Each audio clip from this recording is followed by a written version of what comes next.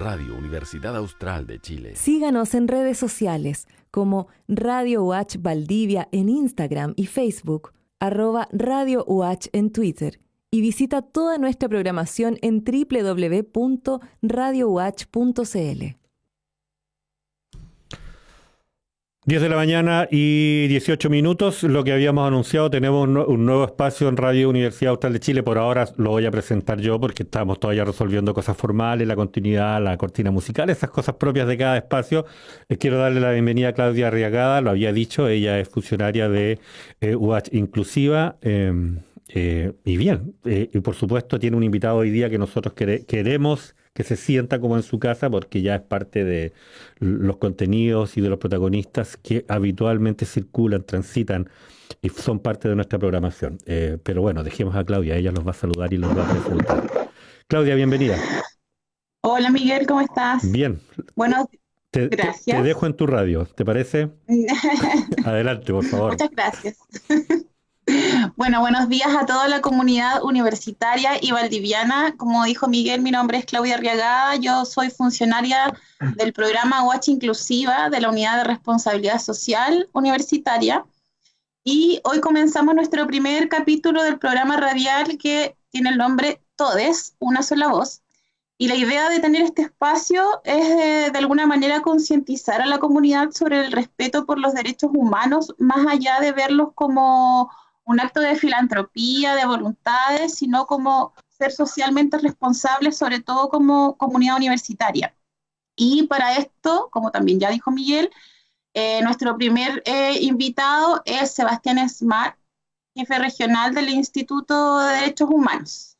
Hola Sebastián, ¿cómo estás? Hola Claudia, ¿qué tal? Muy bien, ¿y tú? Hola Miguel, hola a todos, todes que nos están escuchando.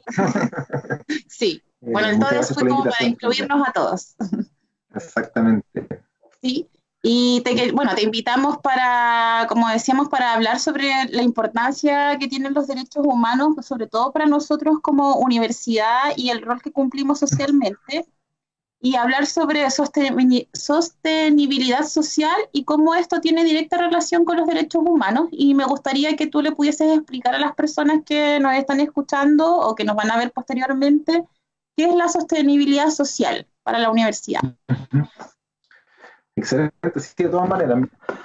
Partí por una cuestión que yo tiendo a repetir harto, pero que es importante para empezar este tipo de discusiones, ¿no? Sobre todo cuando hay actores privados como la universidad que se involucran en discusiones de derechos humanos, cuestión que es fundamental a mi modo de ver. Pero déjame explicar una cuestión previa. Uno es que quienes tienen obligaciones en materia de derechos humanos por lo general es el Estado, ¿no? El Estado acá tiene una obligación tanto de respeto, garantía y promoción de derechos humanos. Esto no obsta a que actores privados también tengan el deber, ¿no es cierto?, de respetar y promover derechos humanos. Y esto es justamente lo que está haciendo en este sentido este programa, ¿no es cierto?, y la universidad en general. Lo que está haciendo es ponerle un poco al respeto de derechos humanos y a la promoción de derechos humanos desde un actor que es privado, ¿no es cierto?, desde un actor que es un actor privado de educación, más encima que tiene una función pública, ¿no es cierto?, que es el ejercicio de un derecho fundamental, ¿no?, como el derecho a la educación y una serie de otros derechos. Acá yo soy bien crítico, y perdona que parta así de una molesta, ¿no?, pero soy bien crítico con el concepto de responsabilidad social universitaria o empresarial o como quieran ponerlo, ¿no? Porque finalmente lo que hace un poco la responsabilidad social empresarial y desde ahí la responsabilidad social universitaria, ¿no es cierto?, es finalmente establecer ciertos derechos, ¿no es cierto?, humanos, pero un poco a la carta, ¿no? Yo diría. Esos derechos que a la universidad le conviene, ¿no es cierto?, por así decirlo, a una empresa determinada le convendría porque está, por así decirlo, dentro de su modelo de negocio, ¿no? Un enfoque de derechos humanos es un poco distinto, ¿no? Es un poco distinto porque básicamente lo que busca es que haya respeto, ¿cierto?, y garantía de los derechos humanos, de todos los derechos humanos, sin excepción, ¿no? Y acá cuestiones que tienen que ver con la universidad, hay varios. Uno es obviamente el acceso a educación, ¿no es cierto?, calidad suficiente, con una serie de requisitos que tiene que tener, ¿no es cierto?, el derecho a la educación. pero también uno podría entrar a temas laborales de la universidad, ¿no es cierto? Hasta dónde, por ejemplo, la universidad o cualquier empresa, ¿no es cierto? Pero sobre todo una universidad que tiene una función pública, tiene situaciones laborales, por ejemplo, de personas que están tercerizadas, ¿no es cierto? Que no tienen contrato de trabajo directamente con la universidad, y hasta dónde eso limita, ¿no es cierto?, sus derechos laborales. En lo que en el programa específico en el cual tú trabajas, Claudia, ¿no es cierto?, hasta dónde, ¿no es cierto?, observamos la no discriminación y la inclusión, ¿no es cierto?, de todos los grupos de personas, ¿no es cierto?, tratando de eliminar, ¿no es cierto?, a través de la promoción, estereotipos y prejuicios, ¿no es cierto?, que finalmente terminan generando acciones de discriminación hacia distintas personas. Hay cuestiones, por ejemplo, en la universidad o de cualquier empresa, ¿no?, o actor privado, ¿no es cierto?, que tiene que ver con territorialidades, ¿no es cierto?, hasta dónde yo consulto, por ejemplo, con ciertos grupos que se van a ver potencialmente afectados por mis acciones, ¿no es cierto? Y ese foco de derechos humanos, que es un foco que se viene discutiendo a nivel internacional desde por lo menos los años 70, cumple o tiene un rol protagónico cuando todos los estados, a través de primero el Consejo de Derechos Humanos y luego de la Asamblea de Naciones Unidas, consagran y aprueban los principios, ¿no es cierto?, en materia de empresas y derechos humanos. Que básicamente, ¿qué es lo que dice? Que si el Estado sigue teniendo la obligación de respeto y garantía de derechos humanos, pero que los actores privados también tienen que respetar los derechos humanos. Y ahí donde no lo respetan, entonces tienen que eventualmente, ¿no es cierto?, reparar a las víctimas que hayan sido potencialmente afectadas en sus derechos humanos. Y una universidad, como la Universidad Austral, también con la importancia que tiene, uno podría llegar y ver, ¿no es cierto?, globalmente o mucho más profundamente cuáles son esas potenciales afectaciones a derechos humanos que puede generar. Eso es una pequeña, yo diría, introducción hacia el campo de empresas y derechos humanos, y asociado muy particularmente, ¿no es cierto?, a la universidad, y con una visión, yo diría, bastante crítica de esta idea de responsabilidad social universitaria. Y ahí podemos entrar, pero uno si hace un análisis más profundo, por ejemplo, de todo el programa de vinculación con el medio que tiene la universidad, hay poca referencia, casi nula referencia a temáticas de derechos humanos, ¿no? Siempre habla en algunos casos habla de derechos y deberes, también habla por ahí de la responsabilidad social, y uno, si ve la historia, también surge de proyectos muy particulares y ha ido creciendo como disagregadamente, ¿no es cierto?, toda la vinculación con el medio, pero le falta, yo diría, ¿no es cierto?, es lo que yo sé, ¿no es cierto?, pero le faltaría, ¿no es cierto?, un componente más fuerte de derechos humanos, no sé cómo lo ves tú, pero eso es por lo menos mi idea o como veo yo un poco el rol de eso, sostenible, ¿no?, o sustentable, y también social, ¿no es cierto?, de la universidad. Y para ti, como un funcionario del Instituto de Derechos Humanos que está muy empapado de estos temas, ¿cómo sería una universidad socialmente responsable? Más que como dices tú a la carta, sino como parte de su identidad, tal vez. ¿Cómo debería ser? La verdad es que debiesen hacerse varios pasos para llegar a eso, ¿no? Lo primero que hay que hacer, o que habría que hacer finalmente en este contexto de la universidad, o de cualquier actor que quisiera incorporar, ¿no es cierto?, un modelo de derechos humanos a su modelo de trabajo, ¿no es cierto? Lo primero es revisar, obviamente, las prácticas que tiene la universidad. En la universidad hay políticas escritas, ¿no es cierto? Hay ciertos productos y ciertos servicios que la universidad entrega, ¿no es cierto?, hacia la comunidad. Entonces, lo primero es revisar cuáles son esas políticas, productos y servicios, y identificar en eso, ¿no es cierto?, dónde potencialmente van a surgir ciertos problemas de derechos humanos. Es decir, si que yo, por ejemplo, veo que un potencial riesgo de la universidad, y así ya está determinado, ¿no es cierto?, es, por ejemplo, la potencial discriminación por género que podría haber, ¿no es cierto?, en la universidad, uno la identifico al menos, ¿no es cierto? Eso ya está identificado, de hecho, pero lo que hay que hacer es una revisión completa, ¿no es cierto?, en términos laborales, uno podría decir, mira, sí, también debiésemos identificar ciertos problemas. Esto es como una especie de auditoría que te permitiría adelantar ciertos problemas, ¿no es cierto?, potenciales que se generaran en materia de derechos humanos. Y esto te va finalmente a generar un primer diagnóstico sobre el estado actual, ¿no es cierto?, de la universidad, en este caso en materia de derechos humanos, y qué es lo que yo voy a poder hacer a futuro, ¿no? Luego, lo que habría que hacer, ¿no es cierto?, hay que revisar ciertos principios y estándares internacionales en la materia. Están, como yo decía antes, los principios internacionales en materia de empresas y derechos humanos, de que de hecho Chile es parte, ¿no es cierto?, se hace parte de estos principios, y por lo tanto las empresas debiesen respetar y conocerlas al menos. Yo pongo en duda el real conocimiento, por ejemplo, de los actores privados, incluida la Universidad Austral, por ejemplo, de los principios rectores en materia de empresas y derechos humanos. Probablemente poca gente los conoce, ¿no es cierto?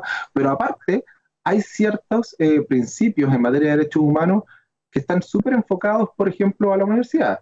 El año pasado, de hecho, se aprobaron, por ejemplo, los principios que se llaman los principios de Avillán, que son principios en materia para instituciones privadas en materia de educación, ¿no es cierto?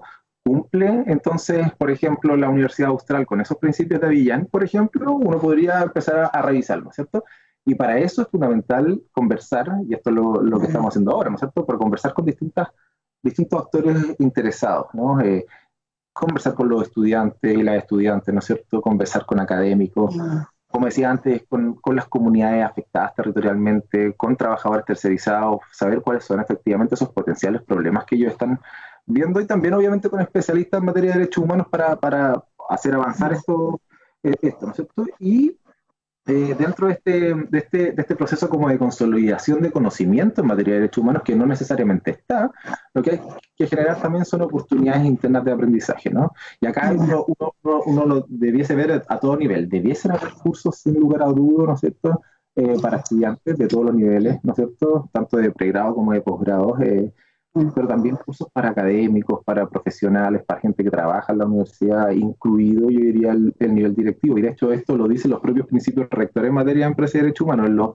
El nivel directivo de cualquier actor privado, incluida, ¿no es cierto?, por ejemplo, la Universidad Austral, debiese conocer al menos los principios rectores en materia de empresa y derechos humanos, y debiese estar haciendo este proceso continuamente, ¿no?, de ir revisando las prácticas con un enfoque de derechos humanos. Y ya para terminar, ¿no es cierto?, es que la universidad tome ciertas medidas, ¿no? O sea, yo hago una revisión, digamos, veo lo que puede ocurrir, ¿no es cierto? Segundo, genero ciertas instancias de conocimiento, ¿no?, donde conversamos, donde generamos conocimiento en materia de derechos humanos, pero después generar medidas, ¿no es cierto? Yo tengo que tener una política pública con un enfoque de derechos humanos y reconocer que tengo esa política con enfoque de derechos humanos. Por eso yo lo decía, que en el programa, por ejemplo, de vinculación con el medio y todos los programas que existen dentro, ¿no es cierto?, de vinculación con el medio, por ejemplo, no se hace referencia casi, o sea, expresamente no se hace referencia al término derechos humanos siquiera, ¿no? Y eso te permite, ¿no es cierto?, también desarrollar un plan que es público y que, por ejemplo, los estudiantes o cualquier persona potencialmente afectada en materia de derechos humanos puede, ¿no es cierto?, acceder a él, ¿no es cierto?, y ver libremente, ¿no es cierto?, y de manera relativamente fácil cuáles son los focos que tiene la universidad en materia de derechos humanos. Y en aquellos casos, y esto es lo último, en aquellos casos donde se genera una afectación hacia la persona, ¿no es cierto?, hacia una persona que, digamos, la universidad le genera un impacto negativo a la persona, la universidad tiene que repararlo. Y estos son principios mínimos, ¿no es cierto?, que están establecidos en los principios rectores en materia de empresa y derechos humanos, y que, por ser un actor privado, más encima con función pública, la Universidad Austral debiese incorporarlos a mi modo de ver. Sin duda, sí. Y para eso hay que tener harta autocrítica. Sí, por Sí, como para reconocer un poco qué es lo que nos falta y poder empezar a trabajar y avanzar. Por ejemplo, bueno, y aquí te voy a plantear una duda que tengo, porque, como tú sabes, yo trabajo en el programa de inclusión de la universidad, donde principalmente cuando el programa se inició trabajaba con personas con discapacidad. Luego esa línea se fue ampliando porque dentro de la universidad habían muchos grupos de especial protección que estaban en riesgo de vulneración de derechos. Aún así, mi percepción, según mi experiencia, es que la comunidad no se hace parte. Ya, ¿por qué crees tú, y ustedes que promueven también los derechos humanos, que sucede que, por ejemplo, tal vez en Valdivia como los responsables de los derechos humanos son ustedes en este caso, o dentro de la comunidad universitaria somos nosotros, pero nadie más se hace parte? La gente no se siente un agente de cambio. ¿Crees que es por desconocimiento, porque desconoce sus propios derechos incluso? Yo creo que hay dos cosas que uno podría plantear, pero uno sí, efectivamente hay falta de conocimiento y estos espacios, ¿no es cierto?, permiten, por un lado, dar a conocer, ¿no es cierto?, promover derechos humanos, pero por otro lado, yo creo que muchas veces se trabaja en materia de derechos humanos, pero no necesariamente poniéndole esa categoría, ¿no? Es decir, por ejemplo, la Radio Watch, por ejemplo, ¿no es cierto?, cumple un rol muy importante en materia, ¿no es cierto?, de acceso a la información, de libertad de expresión, ¿no es cierto?, que son derechos humanos reconocidos internacionalmente, también, ¿no es cierto?, reconocidos a nivel nacional, y no necesariamente está dentro de, por ejemplo, su visión o misión, la promoción, ¿no es cierto?, de derechos humanos específicamente, ¿no? Entonces yo creo que muchas veces igual se trabaja en materia de derechos humanos sin ponerle esa categoría o ese apellido, por así decirle, a las acciones que uno realiza. Y lo otro que yo creo que falta mucho tiene que ver con promoción y tiene que ver con todavía estereotipos muy marcados que tenemos como sociedad, ¿no es cierto? O sea, para llegar a la discriminación, que es lo que finalmente uno quisiera que no ocurra, ¿no es cierto? Desde una perspectiva de derechos humanos, uno pasa por ciertos pasos previos antes, ¿no es cierto? El primer paso, ¿no es cierto?, es que existen estereotipos sociales, ¿no es cierto? Existen ciertos estereotipos.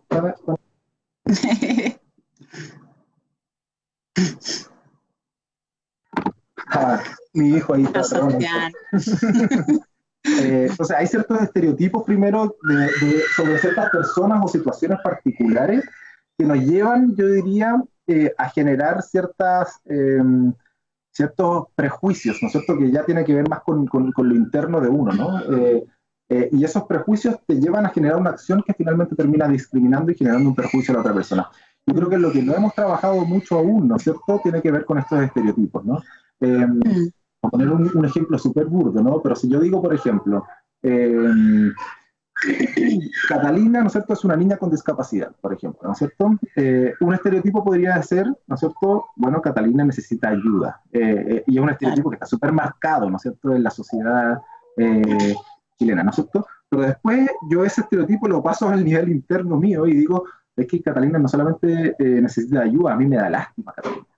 Y eso ya es un prejuicio, ¿no es cierto? Me da lástima su condición de discapacidad. Y ese prejuicio me lleva a mí finalmente a discriminar. Por ejemplo, a acompañar a Catalina a todos lados para que, por ejemplo, no se caiga. Entonces, Claro. el juicio que le genera a ella es que todo el mundo va a ver a Catalina como una persona en cierta situación de discapacidad, ¿no es cierto? Y esa discriminación que yo generé por un acto probablemente de lástima, que quizás uno podría hasta verlo como, o muchas veces la gente lo tiende a ver como un acto hasta bueno, ¿no es cierto? Digamos, no, pues a mí realmente me preocupa esta situación, pero me preocupa de una manera que le hace lástima o genera daño, ¿no es cierto? Un perjuicio, ¿no es cierto?, a la otra persona, es justamente lo que yo creo que hay que ir cambiando desde una perspectiva de derechos humanos. Hay que cambiar los estereotipos, hay que cambiar los prejuicios, ¿no es cierto?, finalmente para que no discriminemos y no se generen estos perjuicios. Yo creo que ahí es donde deberíamos trabajar más fuerte, ¿no es cierto?, en un rol de promoción de derechos humanos, ¿no? Tratar de cambiar los estereotipos. Y esto es con todo, ¿no? No solamente en situación de discapacidad, pero hay desde cuando uno discrimina por orientación sexual, uno discrimina por raza, ¿no es cierto? Uno discrimina por... y hay una serie de cuestiones y en la universidad yo creo que se engloban todos. De hecho, es una de las...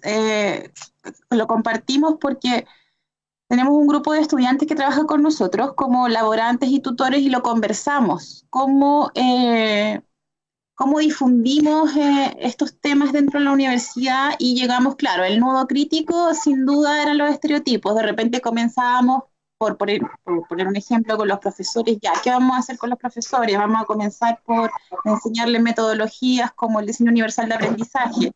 Pero luego te das cuenta como que hay que empezar de mucho más abajo por lo que tú dices que son los estereotipos. Porque sucede que, claro, a la universidad y en las universidades en general, el ingreso de personas en situación de discapacidad, que es como lo que se relaciona directamente con inclusión erradamente, claro, lo ingresas, pero ¿crees realmente que esa persona va a poder desarrollarse profesionalmente en el futuro? ¿Lo crees?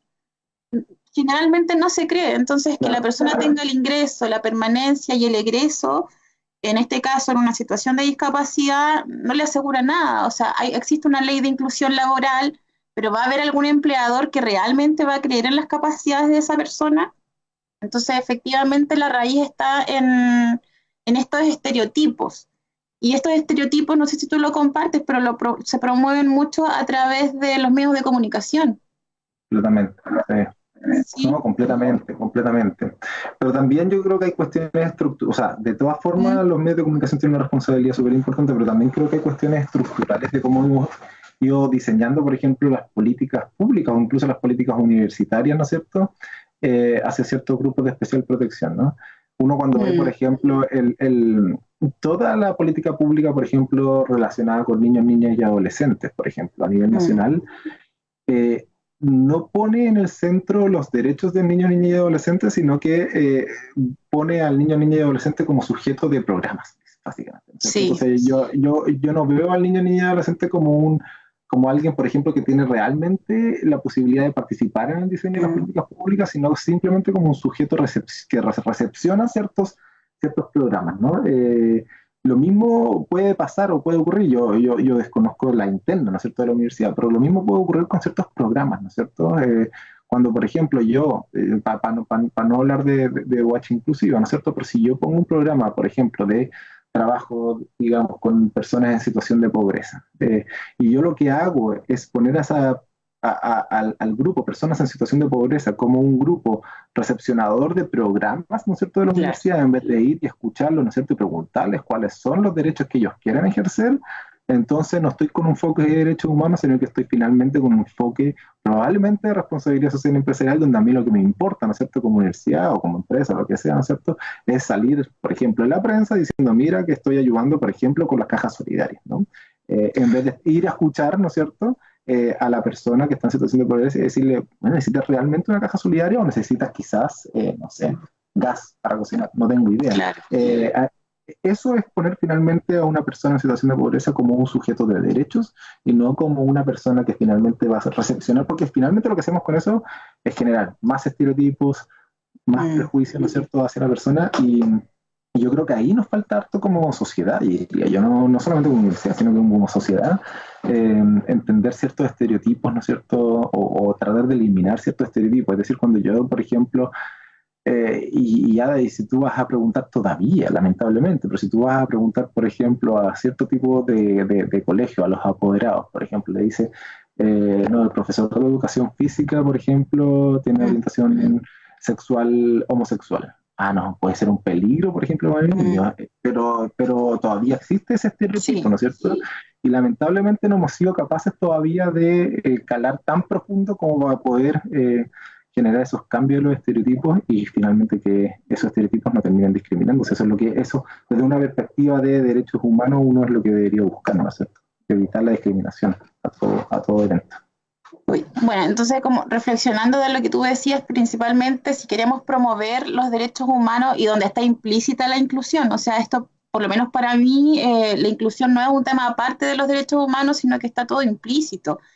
Por lo tanto, aquí es clave vincularse con la comunidad, no tomar decisiones unilateralmente. Y me gustaría que si tú les pudieras explicar, porque claro, yo lo entiendo, y las personas que se involucran y que leen sobre derechos humanos probablemente sí, pero el común de la gente no. Si tú les pudieses explicar qué son los grupos de especial protección. Sí, desde una perspectiva de derechos humanos, hay dos cuestiones previas o tres cuestiones previas que hay que mencionar cuando uno habla de derechos humanos. Cuando uno habla de derechos humanos, los derechos humanos tienen ciertas características, ¿no? Primero, que son universales, es decir, son para todas las personas sin distinción alguna, ¿no es cierto? Lo segundo es que son inalienables, es una palabra rara, pero que finalmente lo que busca decir, ¿no es cierto?, es que yo, por el solo hecho de ser persona, tengo estos derechos, ¿no es cierto?, y nadie me los puede, ¿no es cierto?, quitar, o yo no puedo ni siquiera negociar estos derechos, por así decirlo. Yo no puedo cambiar mi derecho por otra cosa. Hay ciertos derechos que obviamente se pueden limitar. Hoy día estamos en un estado de excepción constitucional que nos limita, por ejemplo, el derecho a la libertad de tránsito de una hora determinada para adelante, que es el toque de queda. Pero esa limitación siempre tiene que tener ciertas características que no tenemos por qué entrar en ello, pero básicamente tiene que ser proporcional y legal, ¿no es cierto? Es decir, yo no puedo limitar un derecho de una manera poco proporcional, ¿no es cierto? Y lo tercero es que son indivisibles, ¿ya? Cuando yo hablo de derechos humanos, yo hablo de derechos humanos en general, y eso es un poco la crítica que yo hacía al principio, por ejemplo, a programas a la carta que se hacen, ¿no es cierto? Cuando yo hablo, por ejemplo, de derechos humanos, digo que, por ejemplo, el derecho al acceso a la vivienda va a afectar mi derecho a la educación. Mi derecho a la educación, si es que se ve vulnerado, va a afectar mi derecho a la salud. Y mi derecho a la salud va a afectar, por ejemplo, mi derecho a participar políticamente, ¿no es cierto?, en un proceso democrático, por ejemplo, que son todos derechos humanos. Pues no los puedo ver por separado, los tengo que ver en su conjunto, ¿no?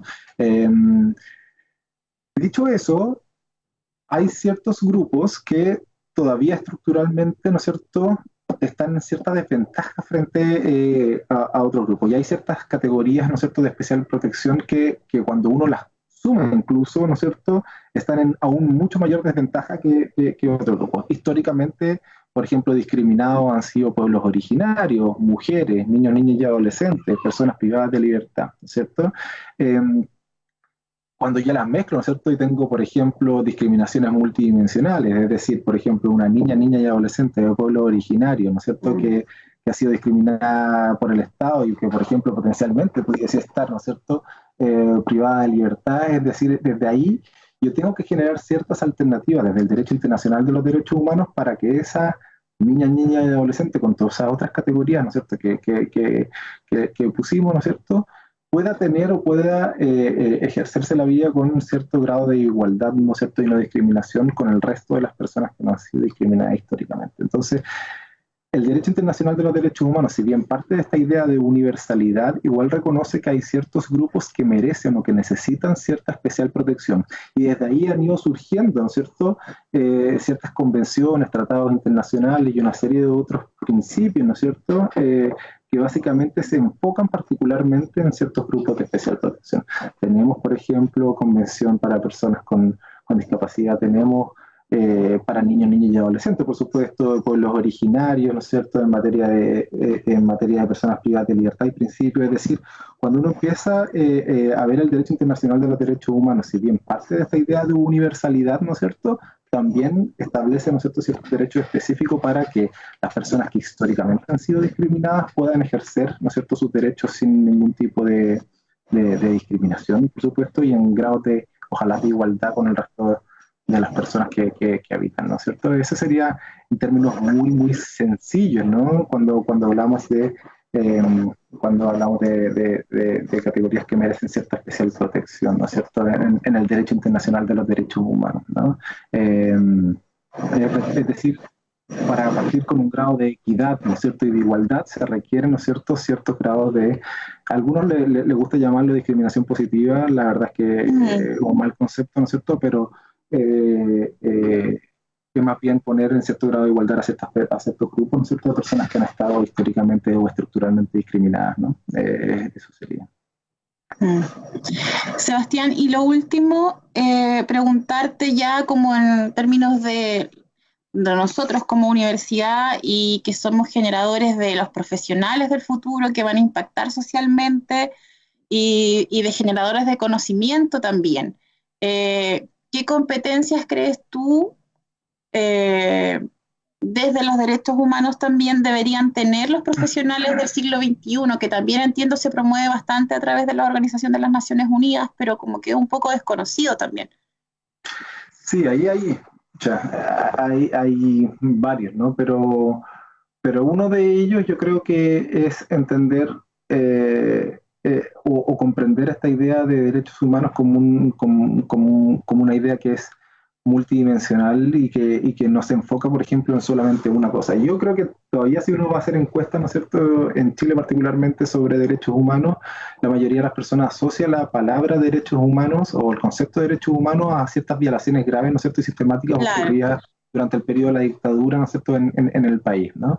Y no se le ocurre, por ejemplo, que el derecho, sobre todo derechos sociales, ¿no?, derecho de acceso a la vivienda, al agua, ¿no es cierto?, a la tierra, la consulta con pueblo originario, también tiene una característica de derecho, o sea, no una característica, sino que engloba o son parte también de los derechos humanos. Yo creo que una de las competencias fundamentales que hay que lograr instaurar, ¿no es cierto?, en estudiantes y también, bueno, yo diría en toda la comunidad universitaria, ¿no? Es entender este enfoque de derechos de una manera más global, ¿no? Entender que los derechos humanos no se dividen, por ejemplo, hay una división clásica que entre derechos políticos, ¿no es cierto?, y derechos económicos, sociales y culturales, es decir, por un lado yo tengo, por ejemplo, el derecho a no ser torturado, ¿no es cierto?, mi derecho a la integridad física y psíquica, ¿no es cierto?, por un lado, y una serie de derechos que han sido consagrados entendiendo más, o sobre todo propuestos más, ¿no es cierto?, yo diría por países occidentales, ¿no?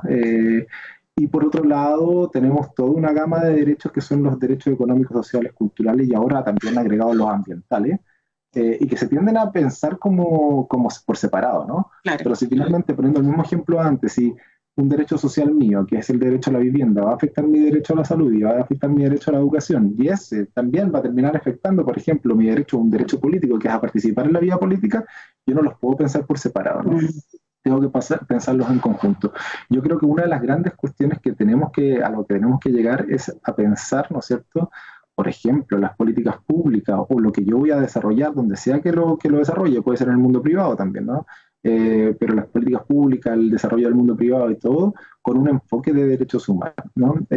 Porque finalmente cualquier acción que yo realice, ¿no?, en el lugar donde esté, puede terminar generando un impacto positivo, ojo, o negativo en materia de derechos humanos. Entonces, en ese sentido, es súper importante entender primero qué son los derechos humanos para poder después, ¿no es cierto?, cuando estemos ejerciendo nuestra vida profesional, ¿no es cierto?, después al salir de la universidad, entender que la acción que yo realice, cualquiera que ella sea, ¿no es cierto?, puede tener un impacto en derechos humanos, y desde esa perspectiva entender, ¿no es cierto?, cómo las acciones que yo voy a estar realizando pueden o debiesen, incluso yo diría, ¿no es cierto?, tener un enfoque de derechos humanos. Sebastián, y ahora sí lo último, cuéntanos cómo, bueno, porque estamos en un contexto de pandemia que sin duda, no sé si vamos a volver a la normalidad, porque la realidad posterior va a ser muy distinta a lo que vivíamos antes de la pandemia. Entonces, lo que conversábamos un poco ayer para prepararnos para hoy, cómo nosotros como universidad deberíamos enfrentar esto para abordar este tema de los derechos humanos en estos grupos, sobre todo en pandemia, que también hemos visto, por ejemplo, en temas de género, cómo las mujeres se están viendo violentadas en el encierro, y otros grupos también. Sí, hay una serie de derechos que se han visto vulnerados, yo diría, de maneras más, algunas más escondidas que otras, ¿no? Pero efectivamente hemos visto un aumento en la violencia intrafamiliar, por ejemplo, ¿no es cierto? Y desde ahí como el Estado o por ejemplo, la universidad podría, ¿no es cierto?, fortalecer ciertos mecanismos, ¿no es cierto?, de denuncia. Yo creo que todavía hay un tema de acceso a la educación que tiene que ver con acceso a plataformas digitales, por ejemplo, y en ese sentido acceso a la información, a la libertad de expresión y una serie de otras que tienen que ver con las plataformas digitales que nosotros estamos utilizando, ¿no es cierto?, por ejemplo, para hacer clases, y sí que estamos haciendo clases, ¿no es cierto?, o cómo estamos llevando la vida académica, ¿no es cierto?, hacia los estudiantes a través de plataformas digitales. Yo creo que es un tema fundamental en este contexto, ¿no es cierto?, no solamente en cuanto al acceso, que ya es un problema de por sí, ¿no es cierto?, el acceso, ¿no es cierto?, a plataformas digitales o el acceso a Internet, que ya hemos visto que ha sido bien deficitario, sí, ¿no es cierto?, en varios contextos, sino también en cuanto a la calidad, ¿no es cierto?, del contenido. El derecho a la educación comprende una serie de cosas, ¿no? No solamente el acceso, sino que también, por ejemplo, la calidad y una serie de otras cuestiones. Y desde ese punto de vista es fundamental, ¿no es cierto?, entender o adaptarse. Si esto es difícil para todos, no es algo nuevo, pero probablemente de aquí en adelante vamos a tener ciertos contextos que van a ser más o menos repetitivos o parecidos así, ¿no? Y en ese sentido ver cómo accedemos a educación, cómo accedemos, por ejemplo, a salud física y psíquica. Yo no lo he visto tanto en la universidad, pero es porque no estaba tanto dentro, pero por ejemplo hicimos una revisión en extenso de la situación de las residencias del Sename en la región. Y una de las cuestiones que saltaron manifiestamente, ¿no es cierto?, a la palestra es bueno, ¿hasta dónde nos estamos preocupando, por ejemplo, en este contexto, por la salud física? Mucho, ¿no es cierto? Es decir, no salir, cuidarnos, la mascarilla, etcétera, pero la salud psíquica la estamos dejando un poco de lado, ¿no es cierto? Y en ese sentido, como esos niños, niñas y adolescentes, por ejemplo, que antes veían a su familia regularmente, hoy día no lo pueden hacer.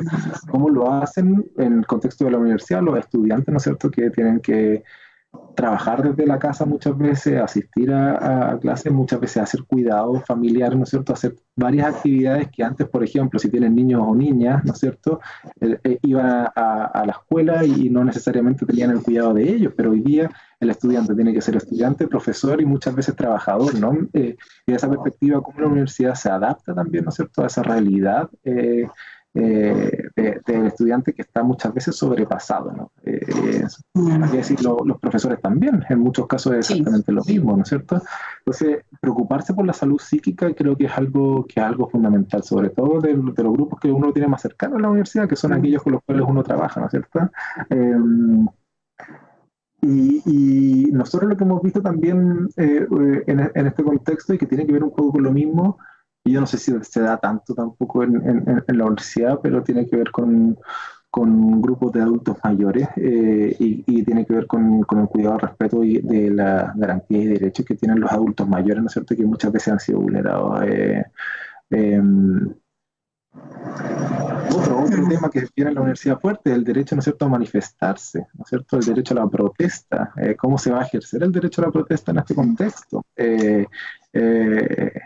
Es un tema, no sé, en las últimas 2 semanas han habido protestas pequeñas, ¿no es cierto?, en Valdivia, pero donde había una, diría que más que represión policial, sí, uno podría catalogarlo como represión policial, pero finalmente ha existido mucha detención, muchas más de las que veíamos antes. ¿Por qué? Porque básicamente hay más de 50 personas congregadas juntas, entonces hay que detenerlas, no más porque están vulnerando el artículo 318 del Código Penal, que dice que no se puede poner en peligro, ¿no es cierto?, la salud pública de los otros. Bien con eso, porque efectivamente hay un derecho a la salud, pero por otro lado se está limitando fuertemente el derecho, ¿no es cierto?, a la libertad de expresión y a la protesta social, que para algunos teóricos del derecho, de hecho, el derecho a la protesta es el primer derecho. Sin ese derecho no podríamos tener, o no tendríamos incluso, el resto de los derechos que han sido considerados internacionalmente. Entonces, ese es un tema también, y yo por lo menos sé que muchos estudiantes, incluso muchos académicos también de la universidad son muy activos, ¿no es cierto?, en términos de generar protesta social, porque desde ahí nosotros se van consagrando ciertos derechos. ¿Cómo lo vamos a hacer? Es una pregunta que todavía no tiene mucha claridad, ¿no es cierto?, en este contexto. ¿Cómo se va a ejercer libremente el derecho, ¿no es cierto?, a la manifestación pública, a la protesta social, etcétera? Yo creo que hay un montón de cuestiones que podemos empezar a ver y si uno fuera derecho por derecho en todos encontraría ciertos términos laborales, también para trabajadores de la universidad. O sea, ahí yo creo que uno podría ir derecho por derecho y en todos encontraría cierto grado de regulación. De hecho, la Comisión Interamericana de Derechos Humanos sacó un muy buen informe porque justamente hace eso, ¿no? Va derecho por derecho y diciendo cuáles son los problemas actuales en el contexto de la pandemia que se pueden generar. Y ese sería un buen ejercicio también que podría hacer la universidad en este contexto, ¿no? Qué interesante. Lo voy a anotar. Oye, Sebastián, te agradecemos por tu tiempo, porque además habíamos tenido hartas dificultades en poder reunirnos. Y bueno, tú hablaste del acceso a la información, así que nosotros desde la próxima semana lo intentamos para este primer capítulo, pero hubo algunas dificultades. Vamos a tener intérprete en lengua de señas para nuestros programas. Excelente. Así que para que todos los que nos ven y nos escuchan lo sepan. Así que eso, agradecerte por tu tiempo. También vamos a iniciar ciertos trabajos, así que esta no va a ser la última vez que nos vamos a ver, en pro de la conversación que tuvimos hoy también. Así que estoy esperando a que me diga. Bueno, eso es, no sé cómo se termina esto, porque es primer capítulo. ¿Cómo se apaga? Miguel, Sebastián. Eso, pues muchas gracias a todos también a los que nos escucharon y este programa queda grabado, entiendo, a través de las redes sociales de la radio y también las nuestras. No, muchas gracias a ti, Claudia, y espero que sigamos conversando y trabajando en distintos temas con la universidad. Sin duda, es necesario. Esté muy bien, gracias. Y perdona la interrupción de mi hija. Pasa, no te preocupes. Bueno, nos vemos, gracias, Sebastián. Chao. Más comunicación. Más universidad.